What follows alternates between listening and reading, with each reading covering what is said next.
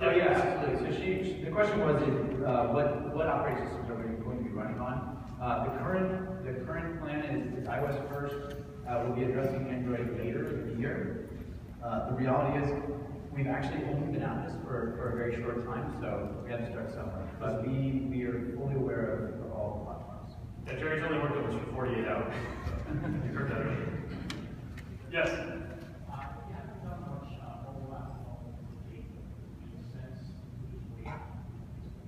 So the question is, you haven't done much mobile app development. Does it make sense to just wait at this point? I would say that depends on your needs, but maybe. Again, this is really intended to be a bit of a leapfrog release. Much of what we are building today is in fact compatible with the existing mobile infrastructure. We have built a fair amount of functionality under that that's going to require the Geneva release to work. That said, most of our basic mobile applications today will just work under that. In the orange. Sorry, it's very random. I felt bad. I was doing this thing where whoever was closest, and I just realized that's totally unfair.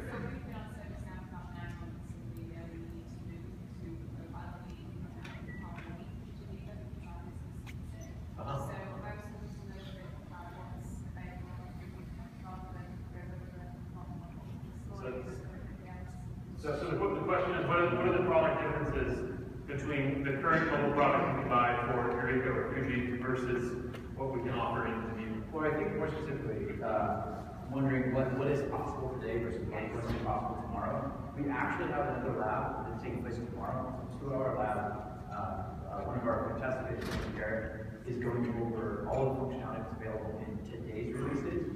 We really kind of depended on this session being what is coming. If you want to know what we do today, that's the second lab I would attend. I think it's called Mobile App Anytime, Anywhere, or something to that effect. I think I'm supposed to be speaking that, but I'm not sure that I will. But yeah, go ahead and send that. Is that tomorrow, you said? Yeah, I believe it's tomorrow. And he's going through, effectively, like I said, it's a lab, so it's a 2-hour session, and he's going through all the things that you can do today. And like I mentioned earlier, the things that you can do today, you will be able to do tomorrow. So it's not wasted effort, but it may change somewhat. Any other questions over on this side, maybe? Or go here or there. Yes. In terms of the approval feature that you guys are it's possible to add new features like for war, somebody else approve, or to instead of approve or reject, ask for more information for the requester. Is this configurable? Going to be part of the scope or roadmap? I'm not sure I fully understand the question. So I believe the question is that is that going to be an extensible feature to have that approved, rejected, and add additional options in the future, maybe for the approval of someone else?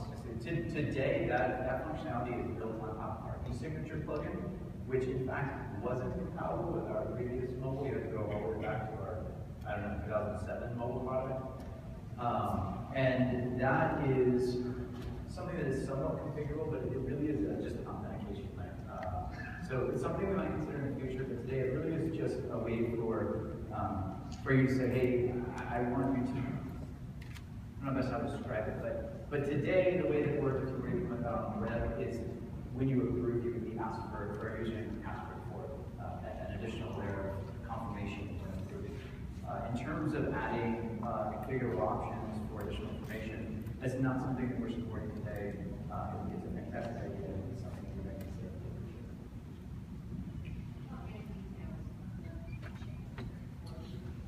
Yeah, so today in the demonstration, we really sort of glossed over that. But Any details will change. I'm really bad at repeating the question again, I'm sorry. We sort of glossed over that, but actually, if you tap on each of those records, it just goes into the details for that request. It just wasn't for the demo to do it that way. Yes.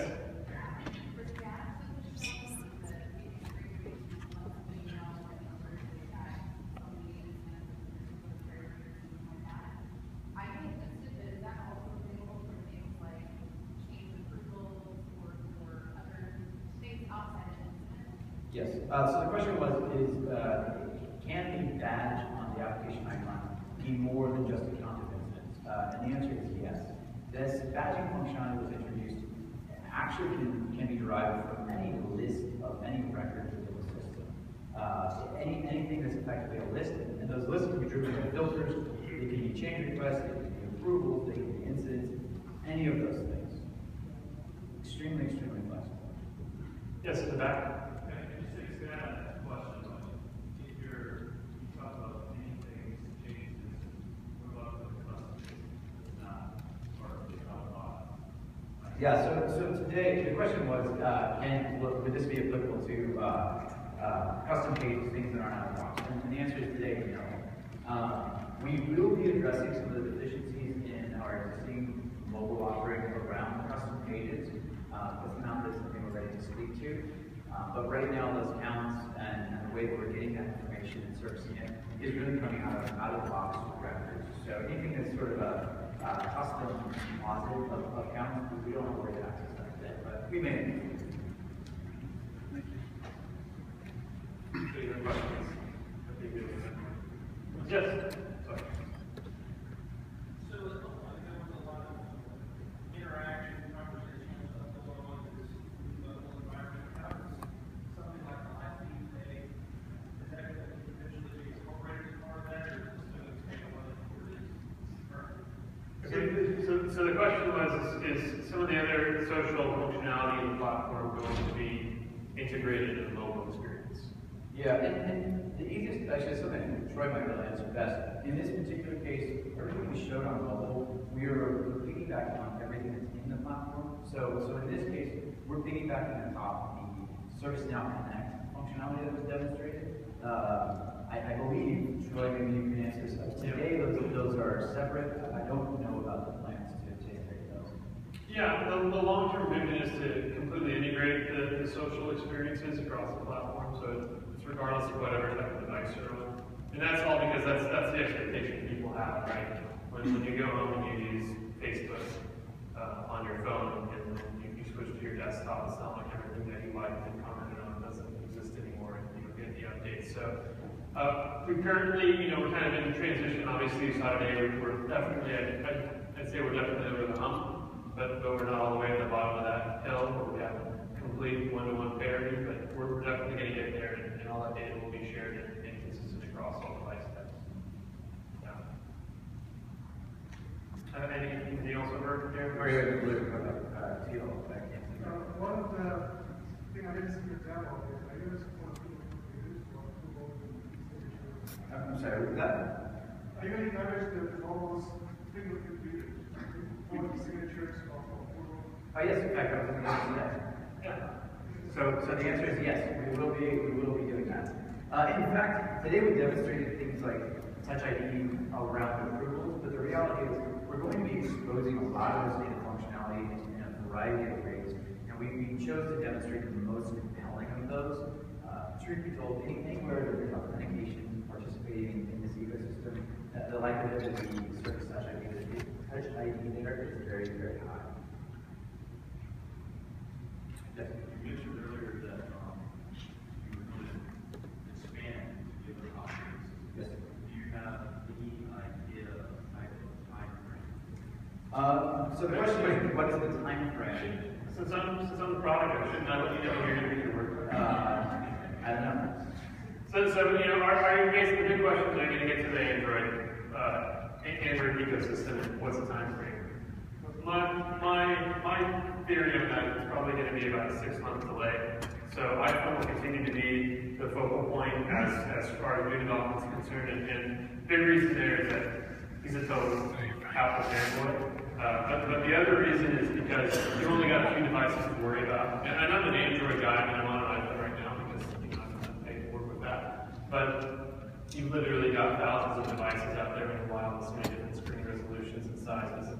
It's just another thing you have to worry about. So it's kind of one of those situations like once you've got everything stable and everything's battened down, then it's like, okay, let's port it over here and see what breaks. So that's probably going to be the model going forward. We might end up eventually supporting other mobile operating systems depending on how things play out in the market. I think it's probably worthwhile to sort of expand on our development philosophy with this stuff within the mobile team. And it basically boils down to the fact that we are adamantly opposed to tools that allow us to write once, run anywhere. We feel that it gives a subpar experience on all platforms. And so we're taking really the sort of Facebook approach to this, which is learn once, write everywhere. So right now we're building for iOS, and we're sort of really going through the motions of learning how the building a native app integrates with ServiceNow, which is a very web-heavy environment. And then once we learn those lessons in one location, it's much, much faster to replicate that for another platform. The reality is I suspect that these things will converge over time, and the release dates across platforms will get closer as we're able to build out the team, as we have a clear understanding of how native applications fit within the ServiceNow ecosystem. But today, I think what Troy said is probably accurate. We're going to be about 6 months behind on Android, and that will occur. The other interesting thing there is we're also going to find out what people would love to do. Because up until now, we really haven't had a very powerful mobile solution. So, the feedback we get from this first release will help us understand how to invest in the Android product line as well. We're definitely taking. This seems like actually kind of a good form of this. How many people in here would say that their organization is largely iPhones? And then how many people would say largely Android? Okay, and how many 50-50? All right, great. Thank you. That's useful information. So part of the issue is there are countries that don't allow iPhones. What do they use on personal? Because you mentioned before that companies make them use an iPhone. Well, he's paying him to. I hate it. The reality is, as the product guy, I forced him to use an iPhone for a little while as we led up to demonstrating our iPhone product. That's really what happened there. What was it? I heard something about country. I was just saying that there are for a global company, there are countries in the world where it is you can't buy an iPhone. It's either cost prohibitive or the country doesn't let you do it. Yes, absolutely. So the comment was that obviously globally these questions change, right? A lot of emerging countries, iPhones are not, or Android is obviously the larger. And again, we will be addressing both of those. We will absolutely be addressing iPhone and Android. We will potentially be addressing other platforms, and we're going to continue to sort of see how the market plays out in those areas. But definitely conscious that is an Android app coming. We really have just started. 40 hours. Yes.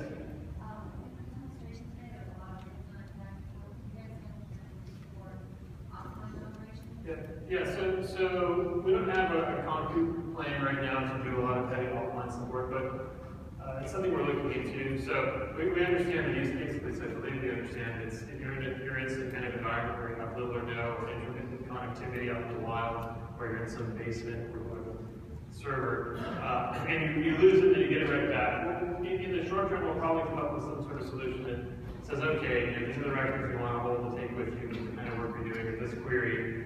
If you update all these, right now, the next time we connect up with the server, we haven't seen anybody else touching these records, we'll send them off. If not, then we'll have to go through the kind of process with you to determine which changes you commit, which ones you say forget to do that. So we're working on that right this moment, but we're aware of it, and we are going to provide a solution for that. You're going to Yes. Again, from sort of the development perspective, offline support is a feature that requires a fairly significant amount of development effort. It's an awesome feature. It's definitely something that we're going to be exploring.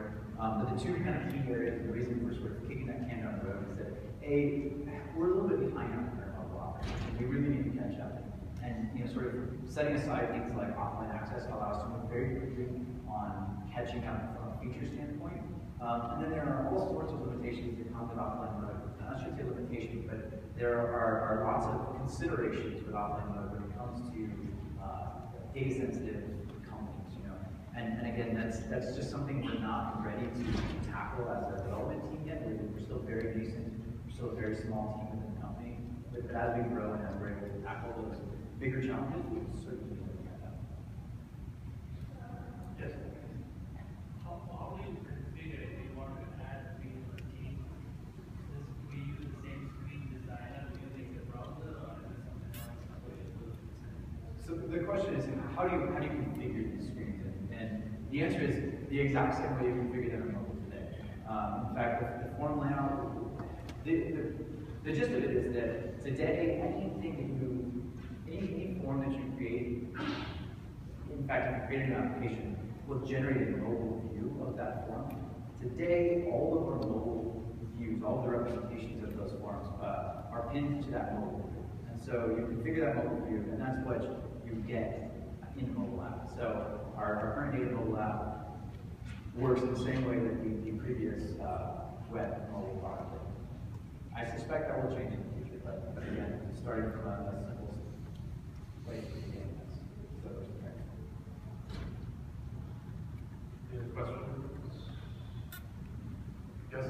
We're checking status. So today, like the incident table to check incident status, but if you have into Twitter, there's another place to check. Is there any plans to put that together?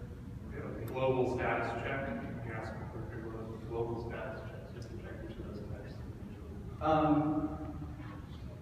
We haven't really tackled, let's just say, anything from a global standpoint just yet. So we haven't demonstrated that. It will be there, but it's something that we're, in general, I think that we show this with the personal dashboard. The idea is that we don't want you to have to sort of drill into a bunch of different places and back out. Even in the desktop world, this can be a little bit cumbersome today in ServiceNow. We're really looking at ways to streamline these activities. Nothing global exists today. It's a common complaint in our mobile product. It's out there in the marketplace now, and it will definitely be something. Yeah, that whole notion of loading up our new app and having a customized sort of experience, that's what it's all about, right? Because everybody has a different job. That's the whole point of this platform. It's so extensible and you have so many different types of people with different roles using the system. But we need to be able to allow people to pick and choose which pieces work for them. So that's why it was so important we actually focus on being able to get those tiles and populate up the activity underneath them and all those parts for the demo to show you. I actually want to do one more of the survey. I might think about it. How many of you actually have mobile implemented in your organization now?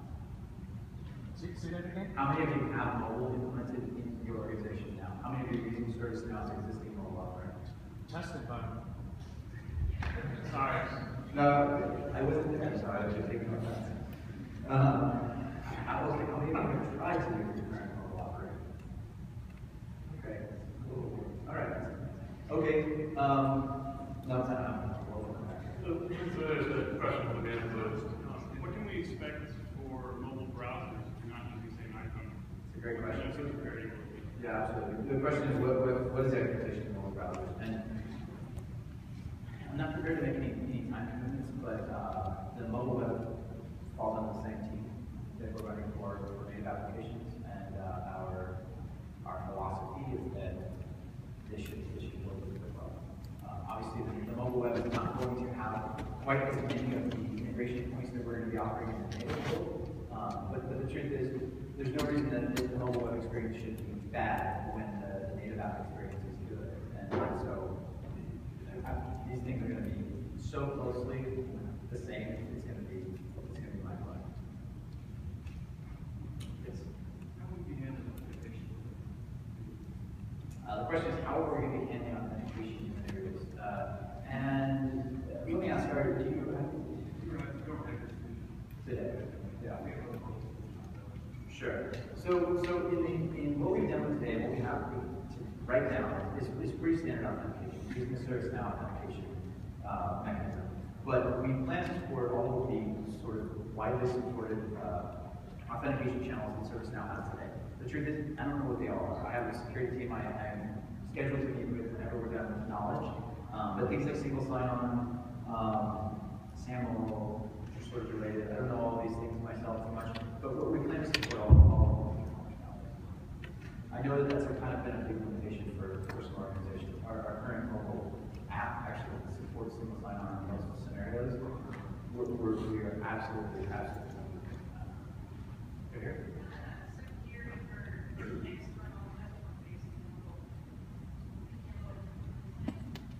Repeat that, please. Yeah, okay, so the question is, what about external facing mobile interfaces? And I've actually had this conversation a couple of times over the course of knowledge, and right now we're focusing on incident resolvers, on folks folks that are actually dealing with the problems and offering services. I suspect in the immediacy, things like introduction of service portal is probably going to be a way to address mobile to external. And the reason for that is that this component is so often extremely customized by organizations, and it's not clear what the best path is to make a native application, or if a native application is even really a value add for people. You know, it's hard to imagine a scenario where you say, oh, hey, look, guys, we need support. Here's an app you can download, rather than say, here's a link to a web page. That said, I think if we have enough of a demand and it becomes clear what customers really want there, we'll look into it. But today, it's really about or service provider device, I should say. Yes.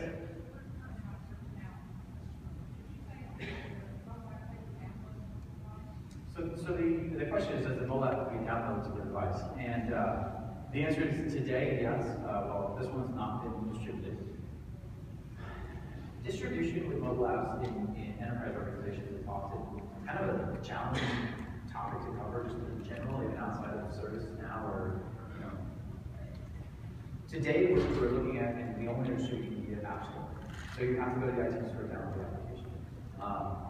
Talking to the point of feature parity on a mobile web product, that would be an option as well. Longer term, I suspect we're going to be looking into things like MDM distribution, mobile device management, the potential for custom sign builds, those things of that nature. Again, just from a development bandwidth standpoint, we're sort of kicking the can down the road a tiny bit, but it's something that we're aware of and are going to be developing a strategy for. Questions? Yes, right, Blue? So you mentioned the Android will probably follow about 6 months, the iOS, and you showed the Apple Watch stuff this morning. Will the Android wearers be included in the Android development? I suspect, the question is, will Android Wear be included in Android development? And I suspect the answer to that is going to be yes. I don't see any reason why we would support one or not the other. And fundamentally, you know, once we have the infrastructure underlying to support each of the operating systems, the sort of ancillary products that come along with that are pretty straightforward. So most likely. Thank you. Yes. So right now, mobile when we go to the website and mobile device, we get tablet information, mobile information. It's not responsive page. It sounds like the web is more regular than it works. But then there won't be a separate mobile web version, it will only be one version. So the question you're asking is there going to be a web version of the new mobile product? Actually, the login with the browser on mobile device. Will I just say the main regular foundation responsive is responsive, so I don't have to have separate mobile. Yeah. Assuming that's all I'm going to want. So the question is are we going to be going down the path? So if you're familiar right now, our existing mobile offering, both in Eureka and Fuji is like this as well. If you take an iPhone and you log into ServiceNow, you get siloed into a completely different world from the standard ServiceNow instance. And the same is true for tablets. If you take an iPad, you get a different sort of siloed world. And the question is, are we going to be continuing down that path, or are we going to be following a more responsive approach, which is frankly the more modern web approach? And the answer, I think, is somewhere in between. ServiceNow, from a platform perspective, tends to be so broad, it's often difficult to say, hey, we can absolutely take all of this content and scale it down into the tiniest of screens, partly because we're solving for all of your use cases. So we may still be taking an approach where on the smallest of devices, we may still kind of optimize for, I would say it's not going to be responsive in the truest sense of the word. But as I mentioned in the keynote today, we're really trying to remove these barriers between sort of normal ServiceNow and mobile ServiceNow. And one of my biggest frustrations today is that, you know, you end up going to a page on an iPhone, and then suddenly you can't even actually get to the thing that you want to do, whether you want it to or not. We don't know that. So even in scenarios where we really aren't responsive and we've push it into a mobile optimized site. One major plan of mine is to make sure that no matter what device you're on, you'll be able to get to all the parts of ServiceNow, even if it's maybe not the best experiences. Other questions? Yes. You mentioned that the homepage on mobile devices would sync up with the user's homepage on the desktop platform. Yes. Is that a widget that is shared with both? So the question is are widgets on the new interface shared with widgets on the desktop? And the answer is not exactly, but might someday. Right now. Wondering if those that are on mobile would be able to be added into. Wouldn't it be great if the we could? Would that be a fantastic feature? Yeah. Yeah. There's definitely a one day. Yes. One day thing. So I think this is an area where we were able to, again, because we don't have sort of the legacy of the entire platform within the mobile product, we've been able to sort of do some things that have otherwise been challenging for the platform team. The bookmarks themselves sync across mobile and the desktop, and the widgets, the visualizations now will not. If I have my way someday, it will. Because I think it's a very cool feature. Other questions? Yes? Can you speak toward the deployment a little bit? I guess I'm kind of thinking it's going hand in hand with the require a separate add-on that you can turn on as the old mobile add-on. So the question is, will there be an additional add-on necessary if you deploy this into Geneva? The answer is yes and no. You'll actually just need to upgrade the current mobile plugin. There are some changes that will need to be upgraded to our next version. However, that plugin also has some dependencies on some of the new plugins that have been developed by the platform UI team. Many of the things that you saw in the keynote around the president's live update, those require some additional plugins. So there's some dependencies, but it is the same plugin.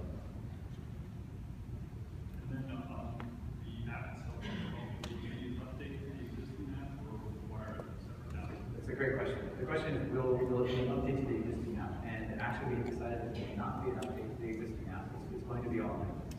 And the motivation for that is largely technical. We, as a company, I think didn't really fully understand the App Store ecosystem and the platform when we first went down the path of distributing an iOS app. And there's not really an easy way to undo that. And so given where we stand and how much we think this is going to be a dramatic improvement, we've gone ahead and decided to just make this a brand new installation. And this will be the future for iOS. Is that problematic to your organization? I guess I was curious for the thought process because you're envisioning being able to package compatible with the old apps. You don't have to go through that. So you kind of support both. That's actually a really great question. Backwards compatibility.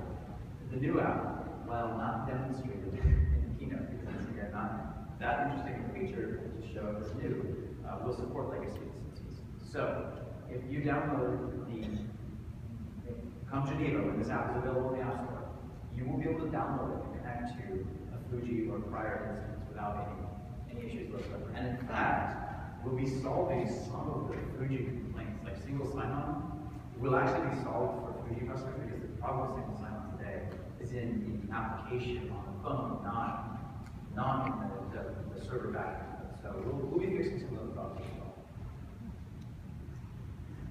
We have a few more minutes. Is there any other questions that are pressing? Okay.